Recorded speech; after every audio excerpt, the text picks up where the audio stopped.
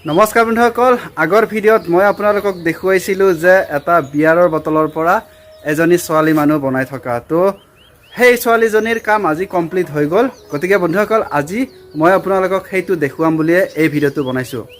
আজি ৰঙৰ কাম চলি আছিল আৰু ৰঙৰ কাম কমপ্লিট হৈ গ'ল গতিকে ৰঙৰ কাম কমপ্লিট হোৱাৰ লগে লগে মই আপোনালোকক দেখুৱাব বিচাৰিছোঁ সেই ছোৱালীজনী কিন্তু তাৰ আগতে মই আপোনালোকক আজিও একবাৰ দেখুৱাব বিচাৰিছোঁ যে সেই ছোৱালীজনী মই কেনেকুৱাকৈ বনাইছোঁ লগতে ৰং কৰাখিনি আপোনালোকক দেখুৱাম বুলি ভাবিছোঁ শেষত মই আপোনালোকক এটা চিনেমেটিক ভিডিঅ' দেখুৱাই দিম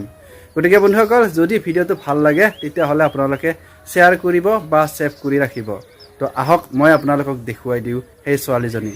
এয়া চাওক বন্ধুসকল বৰ্তমান মই ৰং কৰি আছোঁ কিন্তু মই তেওঁলোকৰ কাৰণে এই ভিডিঅ'টো পুনৰবাৰ দেখুৱাইছোঁ যিবিলাকে আগৰ ভিডিঅ'টো চোৱা নাই এয়া বন্ধুসকল বিয়েৰৰ খালী বটল এটা লৈছোঁ মই আৰু এটা গুণাৰে মানুহৰ চেপ বনাই লৈছোঁ আৰু সেইটো মই বটলৰ ভিতৰত সোমাই দিছোঁ তাৰপিছত মই এই হাতবিলাক ৱাল পুট্টি লগাই দিছোঁ ৱাল পুট্টি লগোৱা হোৱাৰ পিছত পুৰা এনেকুৱাকৈ মানুহৰ বডি বনাই দিছোঁ লগতে এই ছোৱালীজনীয়ে পাচিত শাক পাচলি লৈ থকা বনাই দিছোঁ সম্পূৰ্ণ এনেকুৱা বনোৱা হোৱাৰ পিছত মই একদিন ৰ'দত শুকাই দিছোঁ শুকোৱাৰ পিছত মই বটলৰ তলৰ অংশখিনি কাপোৰ বনাই দিছোঁ কাপোৰখন মই গ্ৰীণ কালাৰ কৰি দিছোঁ লগতে যিখিনি বগা বগা থাকিব সেইখিনি জেগা গল্ডেন কৰি দিম আৰু ওপৰত এখন যিখন ব্লাউজ পিন্ধি আছে সেই ব্লাউজখনকো মই গ্ৰীণ কৰি দিছোঁ এতিয়া মই বডিত পিংক কালাৰ লগাই দিছোঁ তাৰপিছত চুলিত কলা কালাৰ লগাই দিছোঁ মূৰত যিহেতু এটা পাচি লৈ আছে আৰু সেই পাচিৰ লগত এটা কাপোৰ মেৰিয়াই লৈ আছে আৰু সেই কাপোৰটো মই ৰঙা ৰং কৰি দিছোঁ এতিয়া ৰঙৰ কামটো সম্পূৰ্ণ হৈ গ'ল কিন্তু এটা কাম বাকী থাকিল আৰু সেই কামটো হৈছে ফটা আৰু ফটাটো দিয়াৰ পিছত ইয়াক বিভিন্ন ধৰণৰ সনা পিন্ধাব লাগিব খাৰু পিন্ধাব লাগিব কিন্তু